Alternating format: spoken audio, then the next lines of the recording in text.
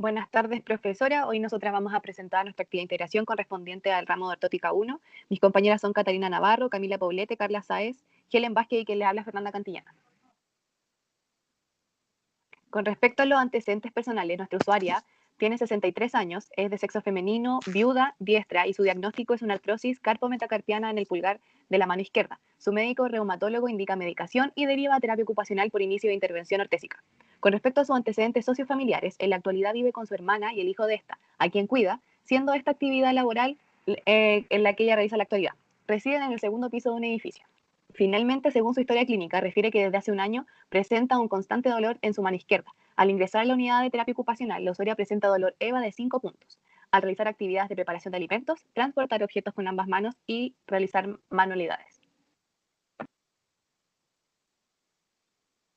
Con respecto a la descripción de la patología, la artrosis carpometacarpiana, o como también es conocida risartrosis, es un fenómeno degenerativo de las articulaciones producto del desgaste del cartílago articular, lo cual se produce debido a diversos factores tanto anatómicos como biomecánicos, como también influye el sexo de la persona, su raza, genética, entre otras, generando dolor, rigidez e incluso capacidad funcional en los casos más graves.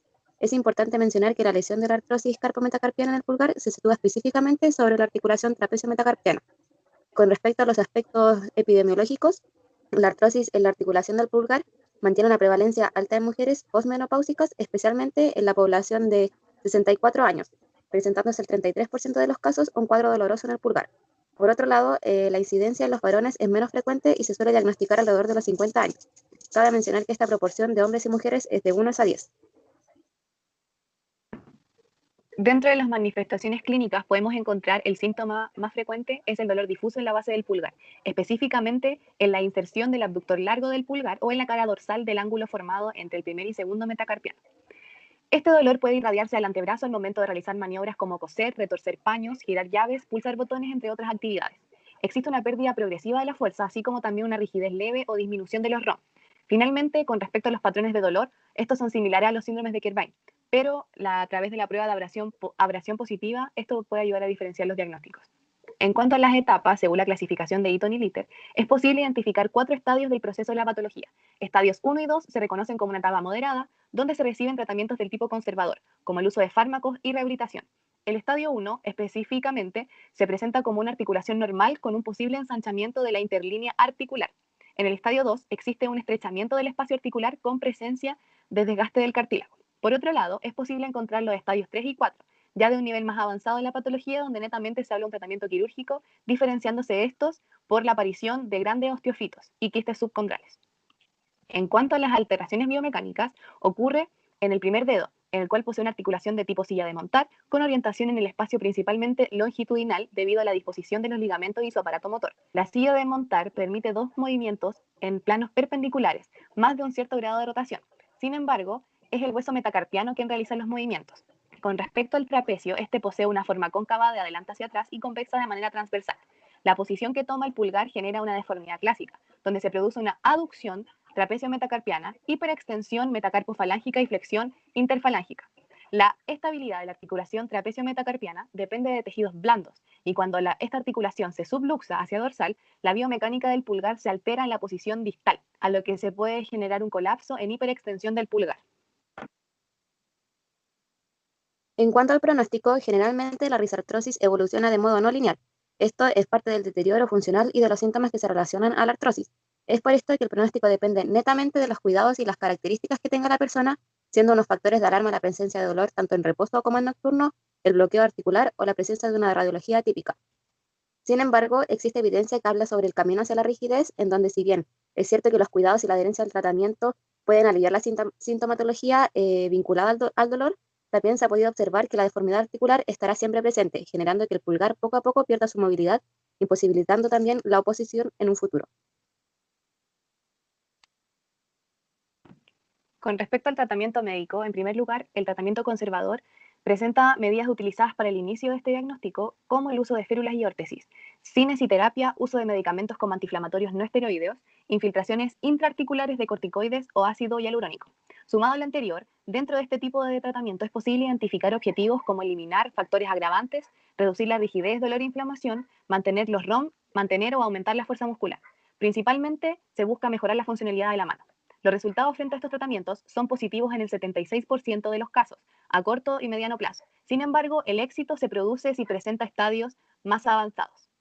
Tratamiento quirúrgico: se realiza intervención quirúrgica cuando el tratamiento conservador fracasa y la sintomatología continúa a lo largo del tiempo, buscando resultados para aliviar el dolor, mejorando la movilidad y mantener la fuerza en el pulgar.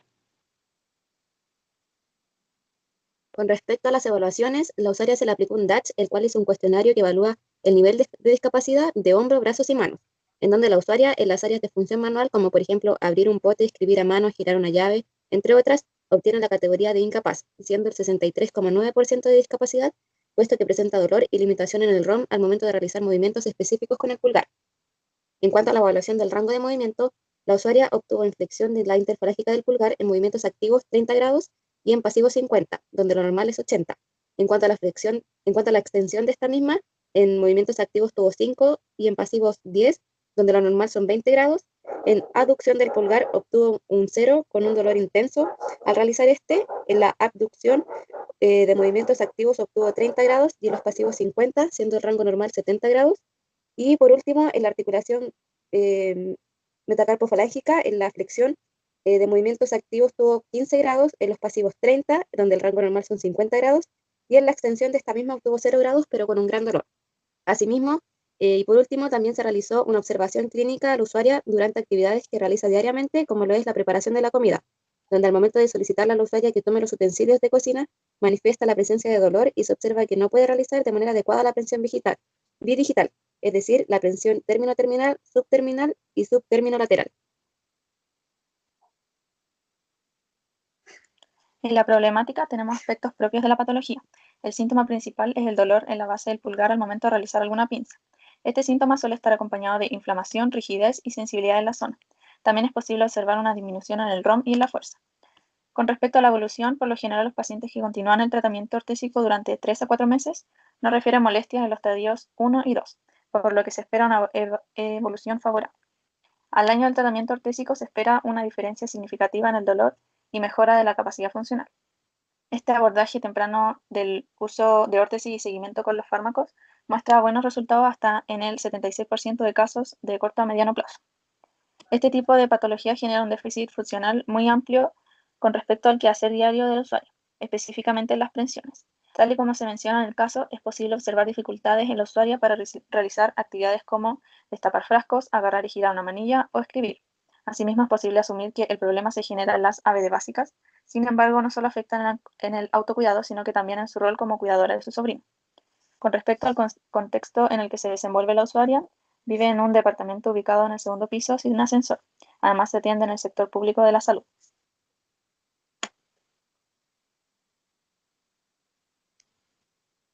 En cuanto a los objetivos, tenemos el general, que es la usuaria mejorará su desempeño al realizar sus ABDI, específicamente en la preparación de la comida.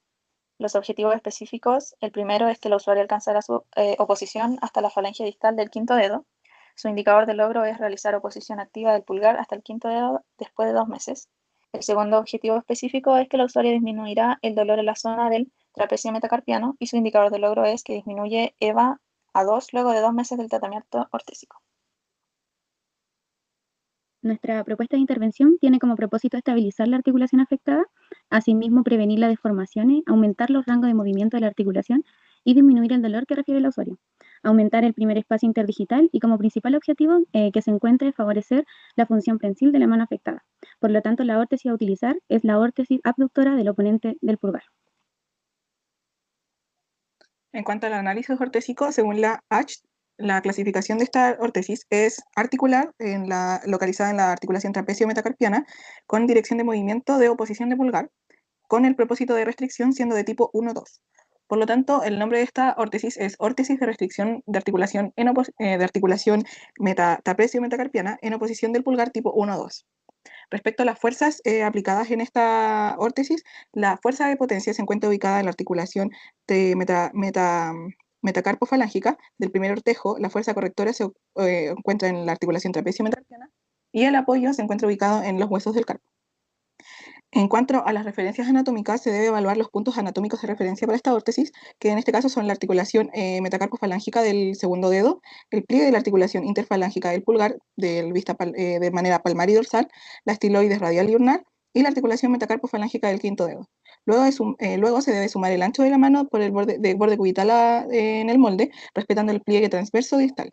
La posición del moldeo debe ser con el pulgar en oposición al índice con la muñeca libre. Respecto a los aspectos técnicos, el material de la órtesis es termoplástico de baja temperatura, específicamente un Orfit Classic de milimetraje 1.6 microperf. Las características de este material es que presenta una alta elasticidad, una capacidad máxima para adaptarse al cuerpo y presenta un tiempo de trabajo entre 5 a 6 minutos y de activación de 1 minuto.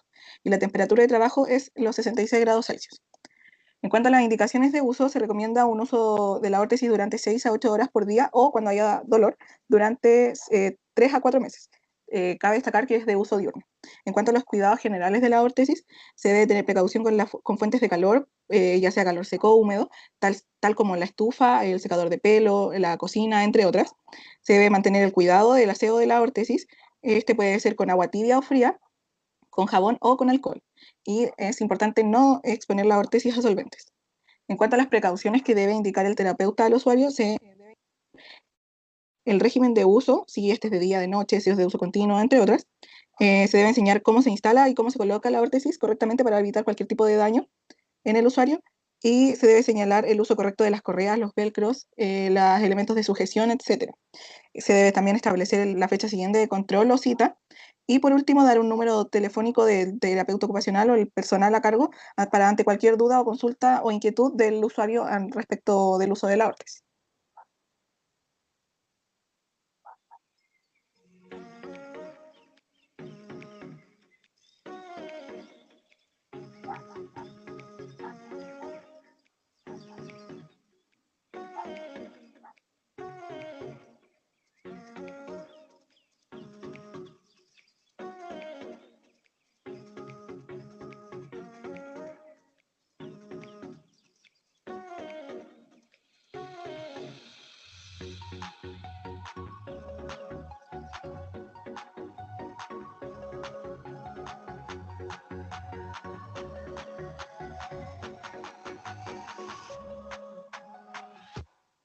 Bueno, este era el video de cómo se debe hacer correctamente el moldeo de la órtesis y su aplicación en la mano de un usuario.